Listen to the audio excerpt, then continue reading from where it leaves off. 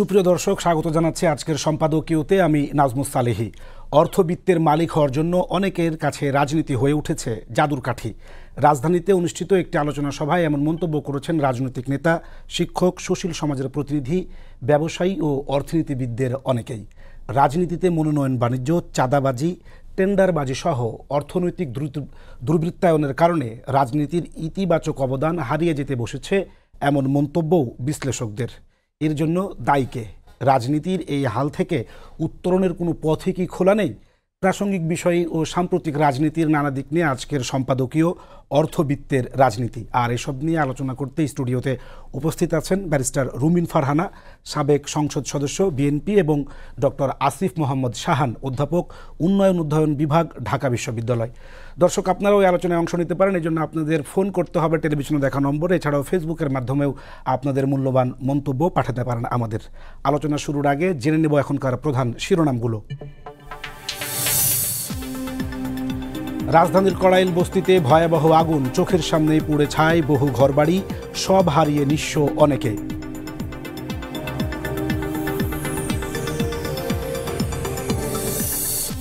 জাতীয় নির্বাচনের পদ্ধতিতে গণভোট, ব্যালট হবে রঙিন, আজকালের মধ্যে গেজেট, শিগগিরই প্রচারণা শুরু, পক্ষপাতিত্ব করলে কঠোর ব্যবস্থা নেওয়ার হুঁশিয়ারি ইসির।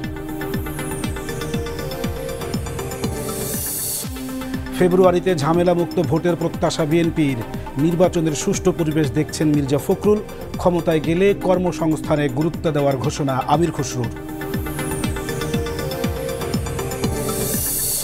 প্লট দুর্নীতি মামলায় শেখ হাসিনা, রেহেনা ও টিউলিপের রায় 1 ডিসেম্বর। সর্বোচ্চ সাজা চায় দুদক। কুষ্টিয়ায় 6 হত্যা মামলায় হানিফের বিরুদ্ধে সাক্ষ্য আগামী মাসে। এবং বন্দর বিদেশিদের হাতে গেলে ঝুঁকিতে পড়বে সার্বভৌমত্ব, চুক্তির এখতিয়ার নেই অন্তর্বর্তী সরকারের, দাবি রিটকারী আইনজীবীর, নাকচ অ্যাটর্নি জেনারেলের রায় 4 ডিসেম্বর।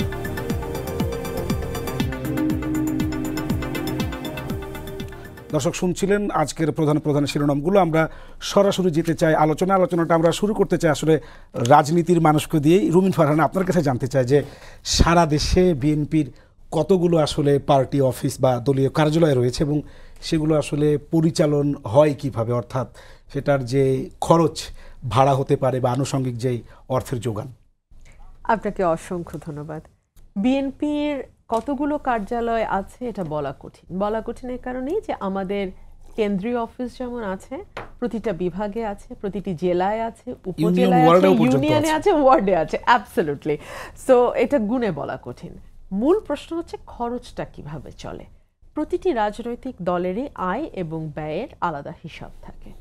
আয়গুলো আসে আমাদের দলের নেতাকর্মীরা, আমরা আমাদের পদ অনুযায়ী চাঁদার হার নির্ধারিত আছে, সেই চাঁদা আমরা দলে জমা দিই। প্লাস আমাদের দলে যখন নির্বাচন আসে তখন মনোনয়ন ফর্ম বিক্রি হয়, অনেক ফর্ম বিক্রি হয়, সেই ফর্ম বিক্রির টাকাও আসে। অনেক সময় দেখা যায় যারা দলে আছেন, বড় বড় ব্যবসায়ী আছেন, কিংবা হয়তো শিল্পপতি আছেন, কিংবা দলে যারা প্রফেশনালি খুব ভালো করছেন, ডাক্তার আছেন, লয়ার আছেন, তারা দলের কোনো একটা প্রোগ্রাম স্পন্সর করেন। এবং ঢাকার বাইরে আমাদের যেই প্রোগ্রামগুলো হয়, যেহেতু গত 17 বছর তো আমি বিরোধী দলের রাজনীতি করেছি, সো আমার নিজের চোখে যেটা আমি দেখেছি, আমি বাংলাদেশে প্রায় সবগুলো বিভাগেই দলের কাজে আমাকে যেতে হয়েছে, প্রত্যেকটা বিভাগে। শুধু বোধহয় ফরিদপুরে আমার যাওয়া হয়নি দলের কাজে, এর বাইরে সব বিভাগে আমি গেছি। যেটা হয়েছে, ওখানে যারা লোকাল লিডার্স আছেন প্লাস তাদের সঙ্গে যুক্ত হয় যারা আমাদের সমর্থক আছেন, তারা হয়তো কোনো পদে নাই কিন্তু তারা বিএনপিকে ভালোবাসে, বিএনপিকে সমর্থন করে, বিএনপিকে ভোট দেয়। এমন মানুষদের কারো হয়তো হোটেলের ব্যবসা আছে, কেউ হয়তো রিসোর্টের মালিক, কেউ হয়তো একটা বড় বিল্ডিং আছে যেখানে একটা বড় মিটিং আমরা করতে পারি, তারা সেগুলোর ব্যবস্থা করে দেন। এবং যদি যা দেখা যায় কারো যদি রিসোর্ট থাকে, তিনি হয়তো আমাদের জন্য 6টা বা 7টা রুম বিএনপির যে নেতাকর্মীরা যাবেন তাদের জন্য দিচ্ছেন। কারো যদি হোটেলের বিজনেস থাকে, তিনি 7টা 8টা রুম বিএনপির নেতাকর্মীদের জন্য একদিনের জন্য বা 2 দিনের জন্য, ম্যাক্সিমাম একদিনই হয় সাধারণত, ওটা উনি দিয়ে দেন। সো এইভাবে আমাদের প্রোগ্রামগুলো চলে। আমাদের ঢাকায় যে প্রোগ্রাম হয়, যখন হয় সেই ব্যাপারে তো আগে থেকেই আমাদের ঘোষণা হয়ে যায়। তখন বাংলাদেশের বিভিন্ন জেলা, উপজেলা, ইউনিয়ন থেকে, ওয়ার্ড লেভেল পর্যায়ে থেকে সমর্থক কর্মী ভোটার যারা আছেন তারা নিজ খরচে ঢাকায় আসেন। আসার পথে গত 15 বছর তাদের ভীষণ রকম হেনস্থার শিকার হতে হয়েছে। তাদের মোবাইল চেকিং থেকে শুরু করে তারা যাতে হোটেলে রুম না পান, বিশেষ করে পল্টন এলাকার হোটেলগুলোতে রেইড দিয়ে আমাদের কর্মীদেরকে ধরা হয়েছে। তো এইগুলো ফেস করেও নেতাকর্মীরা কিন্তু আসে। যদি না আসতো তাহলে এত অত্যাচার নির্যাতনের পরেও আপনি বিএনপিকে বাংলাদেশের সবচেয়ে বড় পলিটিক্যাল পার্টি হিসেবে দেখতে পারতেন না। সো মানুষের ভালোবাসা, নেতাকর্মীদের ত্যাগ, নেতাকর্মীদের অবদান, সেটা দিয়েই দলগুলো মূলত চলে। অন্তত বিএনপির ব্যাপারে এটা আমি খুব দৃঢ়তার সঙ্গে বলতে পারি, কারণ আমি এটা দেখেছি। আমরা এই জায়গায় আসব। স্যার, আপনারা মূলত এই প্রোগ্রামটির আয়োজন করেছিলেন, সেখানে সঞ্চালনার দায়িত্ব পালন করেছেন আপনি নিজে স্যার, এবং সেইখানে আসলে অনেকেই যেটা বলেছেন যে টাকা বানানোর হাতিয়ার হিসেবে রাজনীতিকে ব্যবহারের জাদুর কাঠিতে পরিণত হয়েছে। স্যার, এই প্রক্রিয়াটা আসলে কেমন স্যার, সিস্টেমটা? না, ধন্যবাদ আপনাকে। ওই রিসার্চের সাথে যারা জড়িত ছিলেন ওনারা বোধহয় আরো ভালো বলতে পারতেন। তারপরেও আমি যেটা হচ্ছে গিয়ে বলি যে এইখানে যে জিনিসটা দেখা হয়েছে, প্রথম কথা যে ওই পুরো জায়গায় রাজনীতিতে যে অর্থ বা অর্থর যে পরিচালনা, সেই জায়গাটায় মনোনয়ন বা নির্বাচন কেন্দ্রিক সেটাকে বাদ দেওয়া হয়েছে, যে কারণে এটা নিয়ে প্রচুর কথাবার্তা হয়। সো সেইটা একটা জিনিস। কিন্তু রাজনৈতিক দলগুলোর দৈনন্দিন কার্যক্রম চালানো, তারপর হচ্ছে মিটিং করা, মিছিল করা, এই সংক্রান্ত যে কাজের খরচগুলো আছে, সেই খরচগুলোর টাকা কোথা থেকে আসছে, সেইখানে কি ধরনের সমস্যা হচ্ছে, সেইটার উপরে হচ্ছে গিয়ে জোর দেওয়া হচ্ছে। আপনি যে প্রশ্নটা করেছেন সেই প্রশ্নটা আমি পরে আসছি, আগে একটু মডেলগুলো যেটা হচ্ছে গিয়ে বলে নিই। সো এসেনশিয়ালি আমরা যেটা দেখেছি বা গবেষণা যারা জড়িত ছিলেন তারা যে স্পষ্ট করেছেন যে বাংলাদেশে মোটামুটি 3 ধরনের মডেল প্রচলিত আছে। এবং এইখানে একটা জিনিস খুব গুরুত্বপূর্ণ যে আপনি যে ধরেন পার্টি অফিসগুলো চালাবেন বা আপনি পার্টির মিটিং করবেন, এইখানকার যে খরচগুলো সেইগুলো হচ্ছে মিনিমাল, সেটা আসলে যে খুব বেশি বিশাল কিছু হচ্ছে গিয়ে সেই জিনিসটা না। এবং প্রত্যেকটা রাজনৈতিক দলেরই হচ্ছে গিয়ে সদস্য বা চাঁদা দেওয়া সেই একটা সিস্টেম আছে। আর একই সাথে যেই জায়গাটায় হচ্ছে গিয়ে খরচটা হয় সেটা হচ্ছে আপনি যখন মিটিং করছেন, মিছিল করছেন বা মোবিলাইজ করছেন। এখন এই যে 3টা মডেলের কথা বললাম, 3টা মডেলের একটা যে মডেলটা হচ্ছে সেটা হচ্ছে যে পুরোপুরি আপনি হচ্ছে গিয়ে নিচ থেকে বা হচ্ছে গিয়ে আপনার কিছু সংগঠন থেকে আপনি নির্দিষ্ট পরিমাণ অর্থ বা আপনি হচ্ছে গিয়ে চাঁদা নিচ্ছেন বা হচ্ছে গিয়ে সদস্য ফি নিচ্ছেন, সেটা ব্যবহার করে আপনি পার্টির কাজগুলো হচ্ছে গিয়ে আপনি চালাচ্ছেন। অনেক ক্ষেত্রে যেটা করা হয় যে পার্টির সদস্য পদে যারা আছেন সেইখানে হচ্ছে গিয়ে তাদের আয়ের একটা অংশ ঠিক করে দেওয়া হয়, যে তারা যাই আয় করেন তার একটা অংশ হচ্ছে গিয়ে তারা এসে করবে। যেমন জামায়াতের ক্ষেত্রে ওই প্রোগ্রামে এরকম একটা কথা হচ্ছে গিয়ে ওনারা বলেছিলেন। এইখানে আরেকটা যেটা মডেল আছে সেটা হচ্ছে যে অনেক সময় পুরো জিনিসটা আপনি যদি খেয়াল করেন, এই ক্ষেত্রে পার্টির খরচে যে ব্যাপারটা সেটা হচ্ছে নিচে যে অর্গানাইজেশনগুলো আছে, সেটা ওয়ার্ড ইসে হোক, ইউনিয়নে হোক, সদস্য যাই হোক, তারা টাকাটা সংগ্রহ করেন, তারপরে টাকাটা চলে যায় হচ্ছে সেন্ট্রাল থেকে আবার টাকাটা হচ্ছে ডিস্ট্রিবিউট হয় যে কোন জায়গায় কী উদ্দেশ্যে খরচ হবে। এটা হচ্ছে একটা। আরেকটা যেটা হয় হচ্ছে গিয়ে সেন্ট্রালি যে অফিস আছে তারা টাকাটা নেন হচ্ছে বিভিন্ন ব্যবসায়িক গ্রুপগুলোর কাছ থেকে। বিভিন্ন ব্যবসায়িক গ্রুপগুলো কেন দেন সেই প্রশ্নে আমি একটু পরে আসছি। সেইটা হচ্ছে গিয়ে আপনার দেন ডিস্ট্রিবিউট হয় হচ্ছে গিয়ে পার্টির খরচগুলো চালাতে। কিন্তু সবচেয়ে ইন্টারেস্টিং যেটা মিক্স মেথড যেটা, এইটা হচ্ছে গিয়ে বাংলাদেশে আমরা লাস্ট রেজিমের সময় এটাকে আমরা একটা ইনস্টিটিউশনালাইজ উপায়ে দেখেছি। এখানে কি হয়, এখানে হয় হচ্ছে কি আপনি যে রাজনৈতিক দল আছে তারা যে ব্যবসায়িক গ্রুপগুলো যেটা আছে তাদের সাথে মোটামুটি তার 3 ধরনের সম্পর্ক থাকে। একটা সম্পর্ক হচ্ছে যে ব্যবসায়িক গ্রুপগুলো আছে, বড় বিজনেস গ্রুপগুলো হচ্ছে, তারা হচ্ছে অনেক সময় প্রধানমন্ত্রীর ত্রাণ তহবিল বলেন বা হচ্ছে গিয়ে পার্টির কোনো একটা স্পেসিফিক উইং বা রিসার্চ উইং তাকে হচ্ছে গিয়ে একটা টাকা দিচ্ছে। মানে সরাসরি জিনিসটা এরকম না যে আমি পার্টিকে দিচ্ছি, বাট পার্টিকেই দিচ্ছি, আমি একটা অন্য নামে দিচ্ছি, সেইটা হচ্ছে গিয়ে এইটা হচ্ছে গিয়ে পার্টির একটা খরচে যায়। আরেকটা যেটা হয় যে পার্টি সরাসরি টাকাটা নেয় না, যে আমি কোনো একটা বড় প্রোগ্রাম করব, আমার স্টেজটা হচ্ছে গিয়ে বানিয়ে দেওয়া হবে বা হচ্ছে গিয়ে আমার সেটা করা হবে, সেটার জন্য হচ্ছে গিয়ে একটা খরচ আসে। আরেকটা যেটা হয় যেটা হচ্ছে ইম্পর্টেন্ট, যে আপনি পার্টি যখন বড় বড় মিটিংগুলো করে তখন হচ্ছে গিয়ে জেলা উপজেলা পর্যায়ের অনেক যারা নেতাকর্মী আছে তাদেরকে বলা হয় যে আপনি 1000 লোক নিয়ে আসবেন বা 5000 লোক নিয়ে আসবেন বা যেটাই হোক না কেন এই ধরনের লোক নিয়ে আসবেন। এখন এই যে লোক আপনি নিয়ে আসবেন, সেই লোকগুলোকে নিয়ে আসার আপনার যদি থাকেও সেটার একটা খরচ আছে বা সেই লোক জোগাড় করারও একটা খরচ আছে। এই খরচটা যখন হচ্ছে গিয়ে যিনি উপজেলা জেলা বা এই পর্যায়ের নেতা যারা আছেন তারা হচ্ছে গিয়ে এইটা তাদের লোকাল যে বিজনেস নেটওয়ার্কগুলো আছে সেই নেটওয়ার্ক থেকে হচ্ছে গিয়ে তারা এই টাকাটা সংগ্রহ করেন, বিনিময়ে কখনো নিরাপত্তা, কখনো হচ্ছে গিয়ে অন্য সুবিধা। এই টাকাটা আবার উনি খরচ করেন 3 পারপাজে। একটা পারপাস হচ্ছে যে উনি ওই যেটা বললাম যে পরিমাণ লোক তার নিয়ে যেতে হবে সেটার খরচ। 2 হচ্ছে গিয়ে যে ওই জেলায় বা উপজেলায় পার্টির যে বিভিন্ন কার্যক্রম যেগুলো চলে, বা উনাকে যখন হচ্ছে গিয়ে কোনো একটা ফুটবল টুর্নামেন্ট উদ্বোধন করতে যেতে হয় বা কোনো একটা খরচ যায় সেটা ওখান থেকে দেন।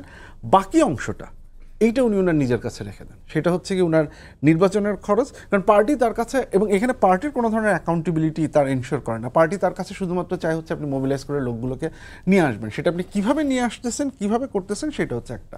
আরেকটা যেটা সোর্স আছে, যেটা সেন্ট্রালি মোর ইম্পর্টেন্ট, সেটা হচ্ছে এইটার সাথে আবার পার্টির সম্পর্ক নেই। এইটা হচ্ছে পার্টির বড় পোস্টে যারা আছেন বা হচ্ছে পলিসি মেকিং লেভেলে আছেন, জেলা সভাপতি বা না আরও আসলে সেন্ট্রাল, ধরেন হচ্ছে গিয়ে হয় মন্ত্রণালয়ের দায়িত্বে আছেন বা হচ্ছে গিয়ে আপনার পলিসি তৈরি করার দায়িত্বে আছেন।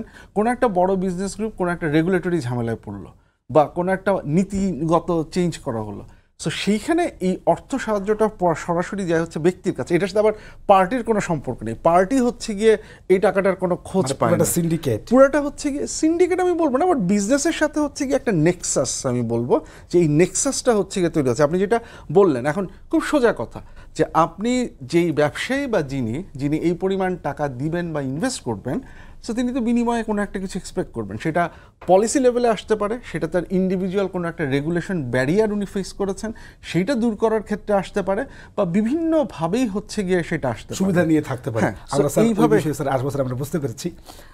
আপনারা যদি একটু বলতেন যে একটা বিষয় খুবই জানার আগ্রহ, সেটা হচ্ছে যে বিএনপি থেকে যারা প্রার্থী হন, এই প্রার্থীদের নির্বাচনী খরচ দল থেকে কি কোনো সাপোর্ট দেয়া হয় নাকি শুধুমাত্র ব্যক্তি জায়গা থেকেই তার দায়িত্ব? না, দল থেকেও সাপোর্ট দেয়া হয়। আমি যতদূর জানি দল থেকেও সাপোর্ট দেয়া হয়। এটা আসলে কম্বাইন্ডলি করা হয়, জয়েন্টলি করা হয়।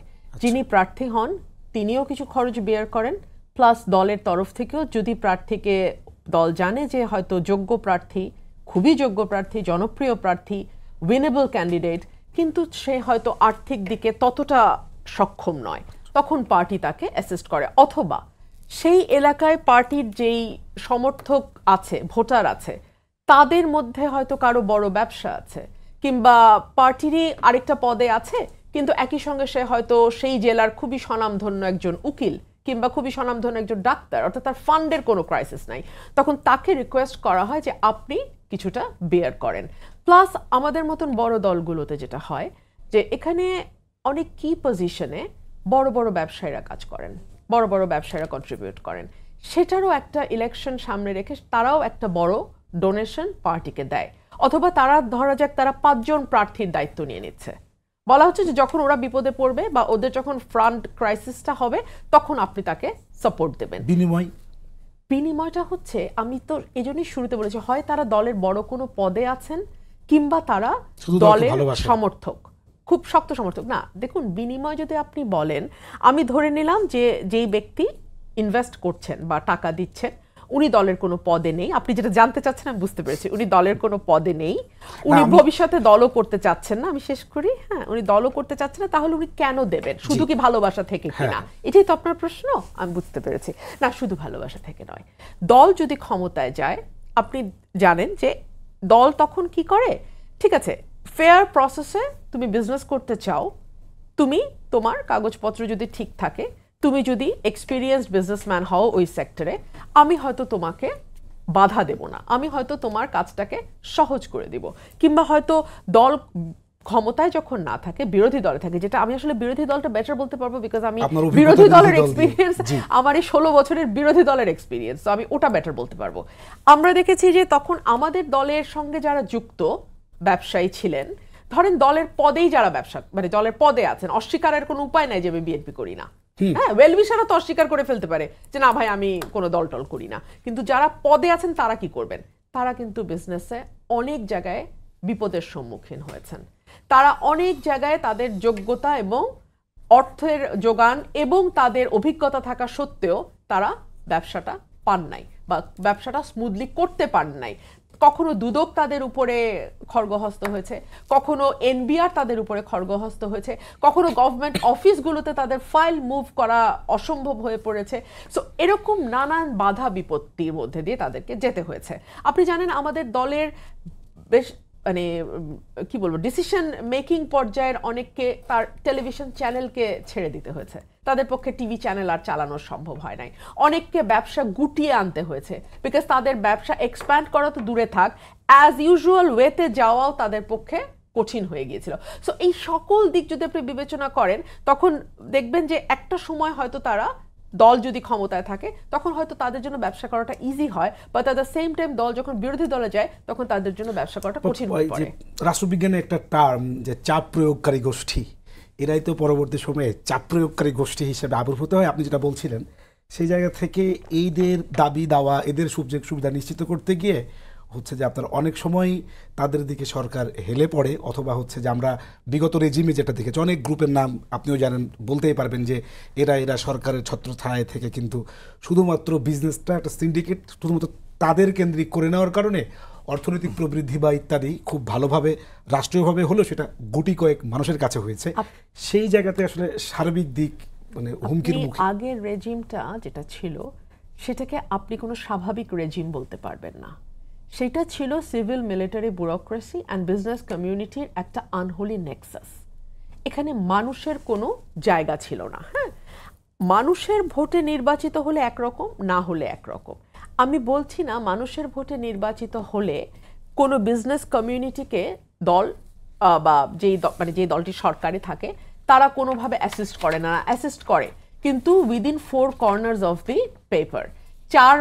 পেপারের 4 কোণার মধ্যে যা লেখা আছে রুলস অ্যান্ড রেগুলেশনস অনুযায়ী, সেই অনুযায়ী তাদেরকে কাজ করতে হয়। যদি তারা না করে তাহলে তাদেরকে 5 বছর পর সেটার জন্য মূল্য চোকাতে হয়।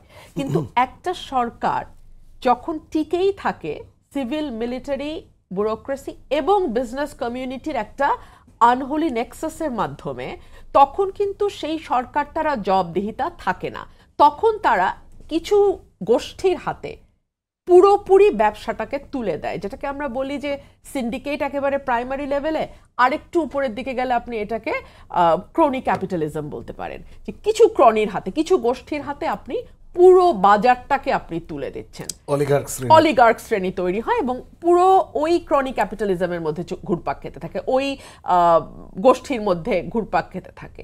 কিন্তু যদি একটা নির্বাচিত সরকারের একটা ট্রেন্ড তৈরি হয় যে প্রতি 5 বছর পর পর মানুষ যাকে ভোট দেবে সে সরকার আসবে, তখন যেটা হবে, আপনি যদি এরকম কোনো আনহোলি নেক্সাস তৈরি করতেও চান আপনার পক্ষে সেটা তৈরি করা সম্ভব হবে না।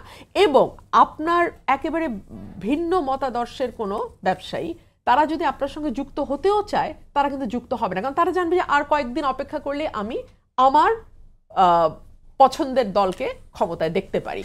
সো এই যে সবকিছু এক হাতে কেন্দ্রীভূত হয়ে যাওয়া, সকল গ্রুপ এক দলের হাতে কেন্দ্রীভূত হয়ে যাওয়া, এটাই এইরকম মাফিয়া তন্ত্র জন্ম দেয়। মোটামুটি একটা নির্বাচনের চল যদি চালু থাকে, যেটা 90-এর দশকে হয়েছিল, সব নির্বাচনের আগেই স্যার আমরা দেখতে পাই যে এরকম চাপ প্রয়োগকারী গোষ্ঠী অথবা হচ্ছে যারা যে আপা যেটা বলছিলেন যে বড় বড় ব্যবসায়ীদের কাছ থেকে আসলে সহযোগিতা নিয়ে, স্যার নির্বাচিত সরকার হলেই কি স্যার এই অলিগার্ক শ্রেণীর যে চাপ এবং তারা আসলে যেভাবে নিজেদের সুবিধা আদায় করে নিতে তারা যেভাবে একটা সরকারকে প্রভাবিত করতে পারবে, স্যার সেটাকে আসলে সম্ভব, কমিয়ে আনা সম্ভব না? এইখানে দুটো ব্যাপার আছে, যে একটা হচ্ছে আপনি যেটা বললেন সেটা খুব আইডিয়ালিস্টিক একটা সিনারিও, যে আপনি বিজনেসের সাথে পলিটিক্সের একদম হচ্ছে ক্লিয়ার একটা বাউন্ডারি হচ্ছে মেনটেন করবেন, কেউ হচ্ছে গিয়ে কারো জায়গায় হস্তক্ষেপ করবে না। ইন রিয়েলিটি সেটা হয় না। আই এগ্রি যে ইলেকশন একটা সার্টেন অল্টারনেশন অফ পাওয়ার তৈরি করে, সেটা নিয়ে আমার কোনো দ্বিমত নেই। কিন্তু একই সাথে আপনি যদি বাংলাদেশের সংসদের দিকে তাকান, একদম প্রথম সংসদ থেকে আজ পর্যন্ত, এবং বিজনেসম্যানের অংশগ্রহণ সংসদে কি পরিমাণ বা কি শতকরা কি হারে বেড়েছে, এটা কিন্তু শুধুমাত্র 2014 সালের ঘটনা না, বা 2018 সালের ঘটনা না, বা 2024 সালের ঘটনাও না। আপনি 73-এর সাথে যদি হচ্ছে গিয়ে কম্পেয়ার করতে থাকেন তাহলে আপনি 91-তেও দেখবেন যে কি পর্যায়ে পর্যন্ত গেছে, এটা 50-60% পর্যন্ত কিন্তু আপনার গণতান্ত্রিক যে সময়েই এসে গেছে। এখন দেখেন সত্যি কথা যেটা, সেটা হচ্ছে যে এই যে জিনিসটা on it itself it's not a bad thing. একজন বিজনেসম্যানের এটাতে অংশগ্রহণ করা, এটা তো কোনো সমস্যা নেই। দুটো ব্যাপার। নাম্বার 1 হচ্ছে যে আপনি যে বিজনেস গ্রুপ যাদের হচ্ছে গিয়ে ইন্টারেস্ট পলিসির সাথে, আপনার কমার্স পলিসি বলেন, আমার ব্যবসা সম্প্রসারণের জন্যই আমি তার শেল্টারটা নেয়া ব্যাপারটা ইটস নট অ্যাবাউট শেল্টার। আমি বলতেছি রাষ্ট্রের তো একটা নীতি থাকে, রাষ্ট্র তো একটা বাণিজ্য নীতি তৈরি করে।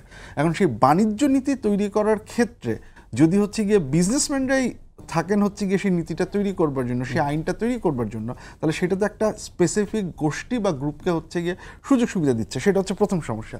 দ্বিতীয় যে সমস্যাটা যেটা হচ্ছে, আমি যেটা বললাম যে আপনি অংশগ্রহণ করেন বা এইটা, বাট এখন পর্যন্ত এই যে কথাটা বলা হলো যে বিজনেসম্যানরা যে টাকাটা দিচ্ছেন, কি পরিমাণ টাকা দিচ্ছেন, কোন কোন বিজনেস গ্রুপ দিচ্ছেন, এইটার কোনো ধরনের স্বচ্ছতা কি আমাদের কাছে আছে?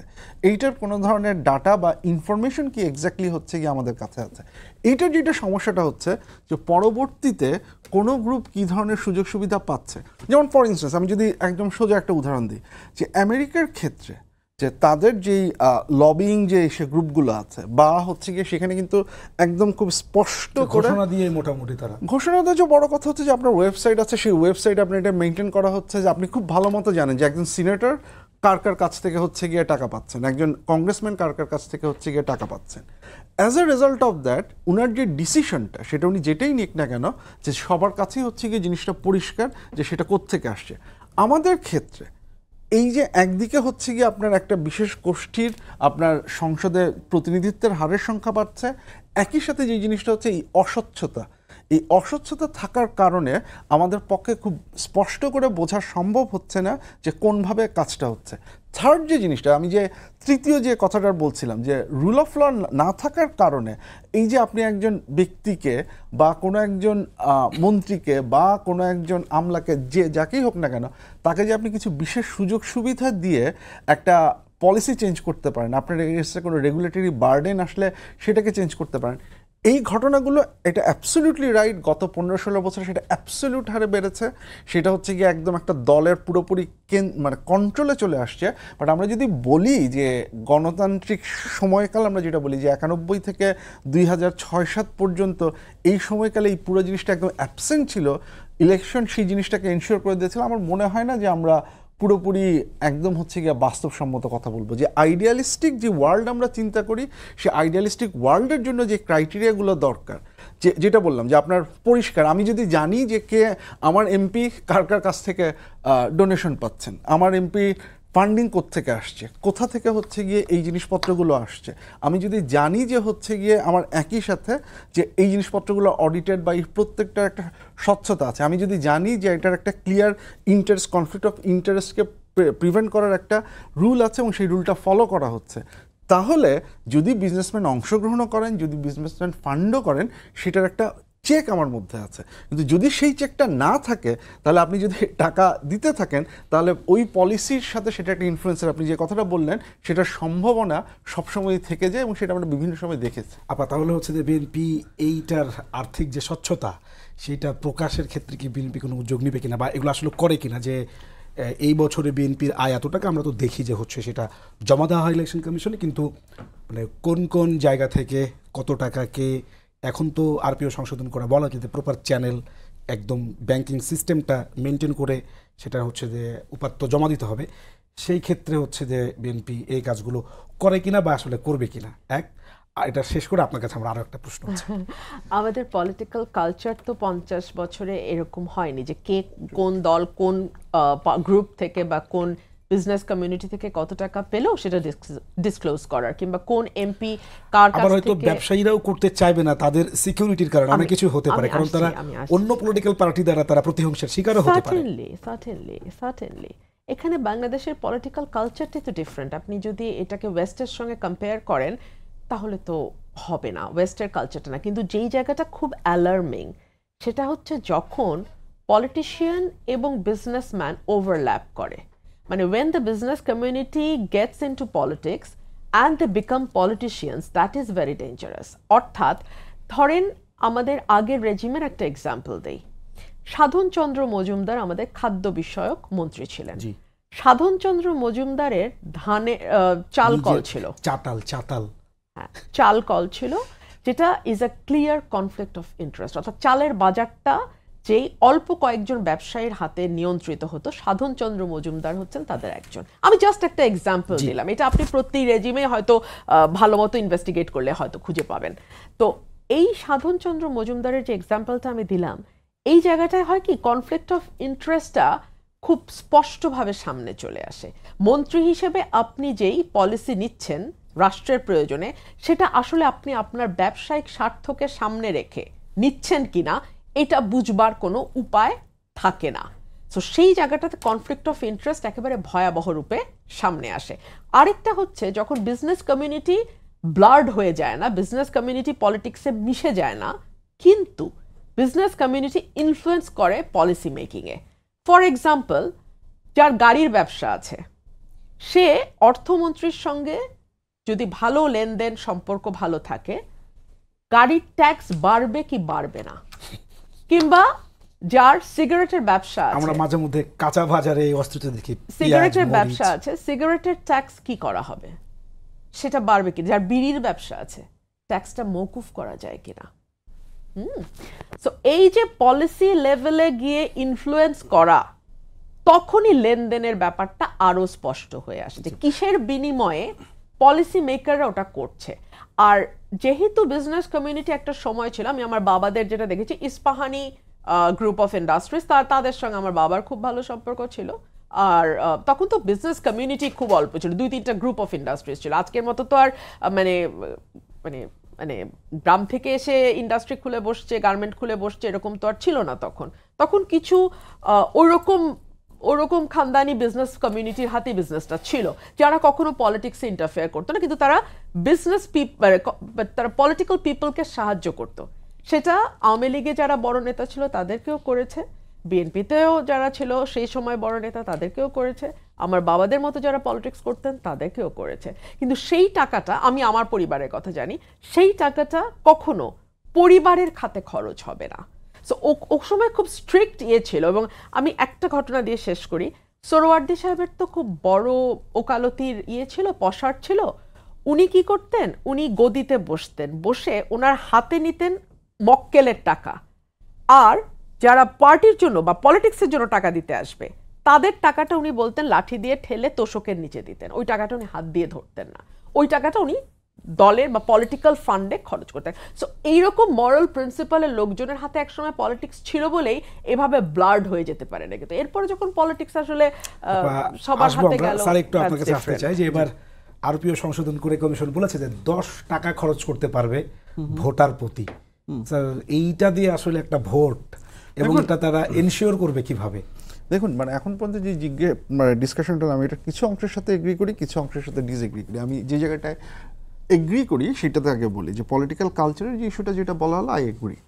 এখন প্রশ্নটা যেটা হচ্ছে যে পলিটিক্যাল কালচারে যদি চেঞ্জ আনতে চাই, তাহলে হচ্ছে গিয়ে এই হাই মোরাল ইন্ডিভিজুয়ালকে নিয়ে এসে এটা আমরা করতে পারবো না।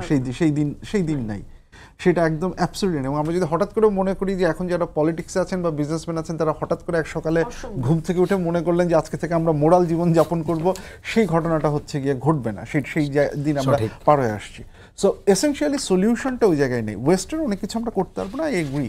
কিন্তু আমাদের যে প্রবলেমটা অনেক বেশি স্ট্রাকচারাল। মানে ইন্ডিভিজুয়াল খুব ভালো লোককেও যদি আমি বসিয়ে দিই, তাহলে হচ্ছে গিয়ে সিস্টেমেটিক যেটা এবং যে ঘটনাটা ঘটেছে সেটা খুব দুঃখজনক। আপনি রাজনীতিবিদদের দিকে যদি তাকান, এসেনশিয়ালি একজন পলিটিশিয়ান যিনি গ্রাসরুট থেকেই হোক বা ধীরে ধীরে পলিটিক্স করে এসেছেন, সেই ধরনের পলিটিক্যাল লিডার বা অ্যাক্টিভিস্ট তাদেরকে আপনি এখন কয়টা পলিটিক্যাল পার্টিতে খুঁজে পাবেন, সেটা একটা সমস্যা। অ্যান্ড যারা খুঁজে পাবেন তারা আবার হচ্ছে গিয়ে নির্বাচন করতে পারবেন কিনা, তারা দল হচ্ছে গিয়ে তাকে পৃষ্ঠপোষকতা করবে কিনা, সেই সমস্যাটা হচ্ছে গিয়ে থাকছে। এগেইন কালচারাল সমস্যা। কিন্তু এই যে স্ট্রাকচারাল যে ব্যারিয়ারগুলো আছে, যেমন এই যে আপনি বললেন যে 10 টাকা করে, এখন দেখেন আপনি 10 টাকা করে ইসে করলেন। এখন ধরা যাক যে ঘটনাটা ঘটে যে আমার সাথে যিনি কম্পিট করছেন, এসেনশিয়ালি স্ট্রাকচারালি তিনি যদি 100 কোটি টাকা খরচ করার সামর্থ্য তার আছে, তিনি করছেন। আমি আমার ধরা যাক এই জায়গায় হচ্ছে গিয়ে 30,000 ভোটার আছে, কথার কথা, তাহলে আমি 3 লাখ টাকা খরচ হচ্ছে আমার জন্য, এসে আমি আইন মেনে করলাম, তাহলে আমি তো একটা আনফেয়ার ব্যাটেলের মধ্যে চলে আসতেছি, তখন আমিও চেষ্টা করব হচ্ছে গিয়ে এক্সট্রা টাকাটা আমি হচ্ছে গিয়ে কীভাবে পেতে পারি।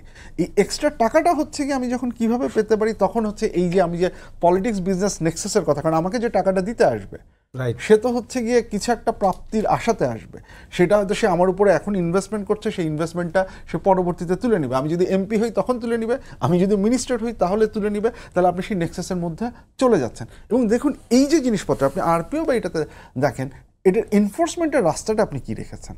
ধরা যাক এই জিনিসটা ঘটলো না, এটার মনিটরিংয়ের সিস্টেমটা আপনি কি রেখেছেন। মানে আমি খুব চমৎকার একটা হচ্ছে গিয়ে কথা বক্তব্য দিয়ে দিলাম, সেইটার ফিজিবিলিটি কি জানি। আমি জাস্ট ছোট্ট একটা উদাহরণ দিয়ে শেষ করি। 2008-এর নির্বাচন, আমি বলবো না কোন আসন বা ইসে, তখন খুব সম্ভবত এক একটা আসনে নমিনেশনের পরে মানে অর্থ ব্যয় করার হিসেবে 5 লাখ থেকে বাড়িয়ে 8 লাখ টাকা করা হয়েছিল। আমি জাস্ট একটা আসনে তখন একটা রিসার্চের কাজে গিয়েছিলাম, সো একজন ক্যান্ডিডেট এবং তার সাথে কথা বলার পরে সেটা ছিল ডিসেম্বরের 17-18 তারিখের দিকে। সো আমরা যখন জিজ্ঞেস করলাম যে ঠিক আছে উই নো ইউ, পরিচিত আমাদের কত, so he gave an estimate ডিসেম্বরের 1 তারিখ থেকে 18 তারিখ পর্যন্ত প্রতিদিন গড়ে 2 লাখ টাকা করে খরচ হয়েছে, এবং হচ্ছে যে ইলেকশন যত সামনে যাবে এটা আরও বাড়বে। দেখুন আমি 2008 সালের কথা বলছি, ডিসেম্বরের আগের খরচ বাদ, ওই সময়ে 36 লাখ এবং পরে এটা আরও বাড়বে। তা আপনি যে 8 লাখের একটা ইসে আপনি ঝুলিয়ে রেখেছেন, তাহলে এইটার এক ফিজিবিলিটি কতখানি থাকতেছে। যদি এটা না মানা হয় তাহলে হচ্ছে কি আপনি কোনো ধরনের ব্যবস্থা নিতে পারছেন কিনা, তাহলে আমার ইনসেন্টিভই হচ্ছে আমি বেশি টাকা খরচ করব, এবং সেই ইনসেন্টিভ আনার জন্য হচ্ছে কি আমাকে সাপ্লায়ারও আছে, আমার ডিমান্ডও আছে, তো পুরো মার্কেটটাই তো হচ্ছে গিয়ে কাজ করতেছে হচ্ছে গিয়ে এই সিস্টেমে। তো তাহলে হচ্ছে কি আপনি এখানে এসে করবেন কিভাবে? তাহলে আপনার যে এই ইনসেন্টিভ স্ট্রাকচারটা তো আপনাকে হচ্ছে গিয়ে চেঞ্জ করতে হবে, এবং শুধু রুলস সেটাকে চেঞ্জ করতে পারবে না। কিন্তু আমি একই সাথে যেটা বললাম, কালচারের যে চেঞ্জটা, সেটার জন্য এই কনস্ট্রেন্টগুলো হচ্ছে গিয়ে আমার তৈরি করতে হবে। যে আমি যদি জানি যে এইটা করে it doesn't necessarily make any sense, পুরো জিনিসপত্রগুলোতে হচ্ছে গিয়ে আপনার কিছু বাধা সৃষ্টি করতে হবে, তাহলে হচ্ছে গিয়ে আপনি ওই জায়গায় যেতে পারেন। আমাদের সময় একেবারে অল্প দিকে আমরা চলে এসেছি। আপনার নির্বাচন তো শুধু তফসিল ঘোষণার পর থেকে ভোট গ্রহণের দিন পর্যন্ত নয়। একজন মাঠের রাজনীতিক তিনি ওই অঞ্চলে নির্বাচন করবেন তার একটা প্রস্তুতি থাকে, এবং আগে থেকেই তিনি বিভিন্ন ধরনের সামাজিক উন্নয়নমূলক কাজ করতে থাকেন, বা আসন কেন্দ্রিক তার কিন্তু ইনভেস্টমেন্ট থাকে বিভিন্নভাবে। সেটা থেকে একটা পর্যায়ে গিয়ে তো নির্বাচনের কাছাকাছি সময় সেটা 10 টাকায় একটা প্রার্থীর পিছনে খরচ করতে হবে। অর্থাৎ যদি আপনার 1 লাখ ভোটার হয় তাহলে আপনি 10 লাখ টাকায় ভোট করতে হবে। স্যার যেটা বলছিলেন যে আনফেয়ার ব্যাটল, হয়তো আমার আসনে কেউ অনেক টাকার মালিক, যদি আপনি এই ব্যাখ্যা। আমি জাস্ট একটা কথা বলি, এই যে 25 লাখ টাকা এবার বোধহয় সর্বোচ্চ খরচ করা যাবে না, if I am not wrong, মোট ভোটারের 10 টাকা করে হিসেব করে। আচ্ছা ঠিক আছে, আমি ধরলাম ওটা অন অ্যান অ্যাভারেজ যদি হয়, আমি ধরলাম 20 লাখ টাকা। হ্যাঁ, কারণ 8 সালে যদি 8 লাখ টাকা হয় তাহলে এটা এই সময় এসে 20 লাখ টাকা হতেই পারে। আমি যতদূর জানি 25 লাখ, আচ্ছা যাই হোক 20 বা 25 what ever be the number, আমাকে যিনি ভোট দেবেন ভোটার, তাদের কাছে আমার অনুরোধ থাকবে এই খরচটা আসলে হয় কোথায়। পোস্টারে কিন্তু অত খরচ হয় না, ব্যানারে আসে, আপনার হচ্ছে ক্যাম্পেইন অফিস, না শেষ করে দেখেন, that's a very important point. হ্যাঁ, খুব ইম্পর্টেন্ট। আমার পোস্টার ব্যানার অফিসে অত খরচ হয় না ভাই, হয় হচ্ছে টাকা দিতে হয় মানুষকে, বুঝছেন? তো যারা আমার থেকে 500 টাকা রোজ হাজিরা নিচ্ছে, কথার কথা, তাকে বুঝতে হবে এই 500 টাকা কিন্তু আমি তার কাছ থেকে 5 লাখ টাকা হিসাবে তুলবো। যে এমপি হবে 500 টাকা পার হেড খরচ করে, যে লোক, সেই লোক পার হেড 5 লাখ টাকার উপরে তাদের কাছ থেকে তুলবে। যেই উন্নয়ন বা যে সুফলটা তার ঘরে যেত, সেটা তার ঘরে না গিয়ে ওই 500 টাকাই তার হাতে থাকবে। ভোটারকে এবং কর্মীকে এটা বুঝতে হবে। আমি আপনাকে একটা অবিশ্বাস্য কথা বলি, এটা অবিশ্বাস্য মনে হবে কিন্তু অবিশ্বাস্য না, এটা আমার সাথে ঘটেছে। গত 1.5 বছর আপনি আমার প্রোফাইল, আমি জানি শাহান ভাই জানেন বিষয়টা সম্ভবত, আমার প্রোফাইলে গেলে আপনি দেখবেন প্রতি মাসে অন অ্যান অ্যাভারেজ আমি 4টা বড় জনসমাবেশ করেছি, 4টা জনসমাবেশ। এখন পর্যন্ত আমার খরচ 2 লাখের উপরে যায় নাই। কেন জানেন? কারণ আমার কর্মীরা আমার খরচ আমার সাথে বেয়ার করেছে। এতে যেটা হয়েছে, আমি আমার এই ক্যান্ডিডেটটা, ব্রাহ্মণবাড়িয়া 2 এর ক্যান্ডিডেট, কেবল আমি না, ওরাও এটার অংশীদার, ওরাও কিন্তু এটার অংশীদার। সো আমি যদি বলি আমি ক্যান্ডিডেট, সেটা হবে না, কারণ এটার মধ্যে ওদের হিস্সা আছে, ওদের শ্রম ঘামের সঙ্গে ওদের অর্থ এর মধ্যে বিনিয়োগ করেছে আমার কর্মীরা, আমার ভোটাররা। সুতরাং এরকম যদি আপনি হতে পারেন এবং আপনার ভোটারের যদি আস্থা থাকে যে না আমার ক্যান্ডিডেট চোর না, আমার ক্যান্ডিডেট মাটির ব্যবসা করে না, বালুর ব্যবসা করে না, আমার ক্যান্ডিডেট মামলা বাণিজ্য করে না, আমার ক্যান্ডিডেট চাঁদাবাজি করে না, আমার ক্যান্ডিডেট সত্যিকার অর্থে হালাল খায়, আমি আপনাকে গ্যারান্টি দিয়ে বলছি, আমি আমার এলাকায় কাজ করে আমি জানি আপনার নেতাকর্মী ভোটার আপনার অনেকখানি খরচ বিয়ার করবে। টাকা তো নেবেই না, উল্টো আপনার প্রোগ্রামের পেছনে তারা টাকা খরচ করবে, আমার প্রোগ্রামের পেছনে আমার নেতাকর্মী টাকা পরে খরচ যখন করে। আপনি এমপি হবেন তখন তো তারা ওই স্থানীয় বালুর মহল, ওইখানকার হাট বাজার। আমি কি এমপি ছিলাম না? ছিলাম। উদাহরণ আপনাকে আমি বলি, আপনি আমার এলাকায় খবর নেবেন, আমি তো গণমাধ্যমে বলছি কারণ আমি চ্যালেঞ্জ দিচ্ছি। যদি কেউ বলতে পারে আমার কোনো নেতাকর্মী টিআর কাবিখা 10 টাকার বিনিময়ে দিয়েছে আমার এলাকায়, আমি কাজ করব না আর এলাকায়। আমি জাস্ট এখানে ইটস ভেরি ইম্পর্টেন্ট পয়েন্ট আপনি যেটা বললেন যে আমরা জোর দিচ্ছি কত টাকা খরচ করতে পারবেন সেটার উপরে, বরং যে কথাটা বলে যে খরচ মানে ব্যাপারটাতে জোর দেওয়া উচিত ছিল ওইটাই যে আপনি যে টাকাটা খরচ আমাদের করবেন। হাতে আছে আর মাত্র 3 মিনিট, আমরা আপনাকে দিয়ে শেষ করতে চাই স্যার, আপনি কন্টিনিউ করেন। মানে ধরা যাক হচ্ছে কি আপনি 60 লাখ টাকা খরচ করলেন, আপনি 1 কোটি টাকাই খরচ করলেন, বাট আপনি হিসাবটা দেন যে আপনি এই 60 লাখ বা 1 কোটি টাকা আপনি কোথায় কোন খাতে খরচ করলেন, নাম্বার 1। তাহলে যেটা হচ্ছে যে নাম্বার 2 হচ্ছে আপনি দেখালেন, then it has to be audited যে আপনি যে বলছেন যে আসলে আপনি এই খাতে খরচ করেছেন, আপনি সেটা করেছেন কিনা। এই তার মানে হচ্ছে একই সাথে আপনার সিস্টেমটাকে একটু চেঞ্জ করতে হবে, প্লাস হচ্ছে কি এই অডিটটাকে আপনার সেটার জন্য আপনার ইলেকশন কমিশন বা অন্য কোনো বডির স্বাধীনতা দেবে। দ্বিতীয়ত যে কথাটা আমি মনে করি যে আপনি অনেক সময় এই যে টাকা দেওয়া বন্ধ করা, আনলেস অ্যান্ড আনটিল আপনি হচ্ছে কি একটা কমপ্লিটলি ডিফারেন্ট ফাইন্যান্সিং সিস্টেমে চলে যান যে স্টেট ফান্ড করবে পলিটিক্যাল পার্টিকে, যদি সেই সিস্টেমে চলে যান সেটা হচ্ছে একটা সলিউশন, পুরো ডিফারেন্ট পুরো ডিফারেন্ট। সবাই যদি দেওয়া বন্ধ করে তাহলে হয়তো বন্ধ হতে পারে না, সেটা সবাই দেওয়া বন্ধ করার কোয়েশ্চেন না, এটা কথা হচ্ছে যে আমার পার্টি ফাইন্যান্সিং সিস্টেমটাই এরকম যে এইখানে হচ্ছে কি আপনার পার্টির ফাইন্যান্সটা আসবে হচ্ছে কি স্টেট ফাইন্যান্সের সাথে। কারণ যদি আপনি সেটা করতে না পারেন তাহলে আপনাকে অ্যাটলিস্ট এইটুক দিতে হবে যে একজন বিজনেসম্যান, আমরা যে কথাটা আমি একটু আগে বললাম যে বিজনেসম্যান যদি ডিসক্লোজ করে, বিজনেসম্যানের তো ভয় আছে যে আমি যদি ডিসক্লোজ করি তাহলে এটার কনসিকুয়েন্স আপনার ফেস করতে হবে। তাহলে পলিটিক্যাল পার্টিগুলোকে ওই এগ্রিমেন্টে আসতে হবে যে ডিসক্লোজ করলে there will not be any consequence. কারণ সেটা কখন হবে? কারণ সেটাতে আপনি এগেইন পলিটিক্যাল পার্টির মুখের কথার উপরে বিশ্বাস করলেন, সেটাতে তো হবে না। তাহলে সেইটার জন্য হচ্ছে কি আবার তাকে প্রোটেকশনের যে মেকানিজমগুলো আছে সেইটা এনশিওর করতে হবে, যেখানে আমি বললাম যে আপনার একটা স্ট্রাকচারাল চেঞ্জগুলো লাগবে। আপনি যেটা বলেন সেটা ঠিক আছে, there are still many I know that honest MPs. সমস্যাটা হচ্ছে কি যে পুরো স্ট্রাকচারটা যখন এইরকম তখন এই অনেস্ট এমপিরা আইদার হারিয়ে যান, মার্জিনালাইজড হয়ে যায়, মার্জিনালাইজ হয়ে যাবেন, হারিয়ে যাবেন, নির্বাচনেই আর ইসে করতে পারবেন না, অ্যান্ড ডিসইন্টারেস্টেড হয়ে যাবেন। And on the other hand তাদের সেই ভ্যাকুয়ামটা তো খালি থাকবে না, এটা সেইখানে হচ্ছে গিয়ে those people will come in to place. So আমরা তো একটা ভিশাস সাইকেলের মধ্যে পড়ে যাচ্ছি। সো ওই ইন্ডিভিজুয়াল ভালো ইস্যুতে হবে না, আমাদের স্ট্রাকচার যেমন যেটা ওই রিসার্চে যেটা ইস্যু করা হয়েছে যে we have to think about it differently. আপনি শুধু আরপিওর রুল চেঞ্জ করে বা হচ্ছে ওয়েটিং ফর গড একদম ভালো ইস্যুর জন্য অপেক্ষা করে will not be able to change that. আমাদের হচ্ছে গিয়ে সেই ইনস্টিটিউশনাল চেঞ্জগুলো আমাদের হচ্ছে কি এখানে নিয়ে আসতে হবে। আপনার আরো 40 সেকেন্ড আছে, তাহলে এই জায়গায় এসে আসলে যে কথাটা আপনি বলছিলেন একটু ভোটারদেরকে এখন এই মুহূর্তে এসে আসলে কালো টাকার ছড়াছড়ি, তারপরে হচ্ছে বিভিন্ন ইস্যুতে আপনি যেটা বলছিলেন অনেকেই যার টাকা আছে প্রচুর সে আসলে প্রভাবিত করবে ব্যবহার, ভোটারদের উদ্দেশ্যে যদি আমি একটা কথা বলি শুনেন, ভোটারকে একলা দোষ দিলে হবে না, প্রার্থীকেও একলা দোষ দিলে হবে না। ভোটারের যদি বিশ্বাস থাকে যে যিনি প্রার্থী উনি সৎ মানুষ এবং উনি এলাকার জন্য কাজ করবে, উনি আমাদের আপদে বিপদে আমাদের পাশে দাঁড়াবে এবং ন্যায্য আপদে বিপদে মানে আমাকে অন্যায্য সুবিধা দেবে না, যেটা আমার লফুলি পাওয়ার কথা সেটা এনশিওর করার জন্য উনি কাজ করবে, এরকম যদি ক্যান্ডিডেট হয় তাহলে এইরকম কালো টাকার ছড়াছড়ি হওয়ার প্রশ্ন নেই। কিন্তু ভোটারের যদি আস্থা না থাকে, ভোটার যদি মনে করে আমার ক্যান্ডিডেটই কালো টাকার মালিক, আমার ক্যান্ডিডেট দুদিন আগে বালুর ব্যবসা করছে, দুদিন আগে চাঁদাবাজি করছে, দুদিন আগে মামলাবাজি করছে, সুতরাং সেই ক্যান্ডিডেটের টাকা সাফ করবে। আমরা আরো একদিন আলোচনা করে শেষ করব। দর্শক, এই ছিল আজকের সম্পাদককে, সঙ্গে থাকার জন্য সবাইকে অনেক অনেক ধন্যবাদ। শুভরাত্রি।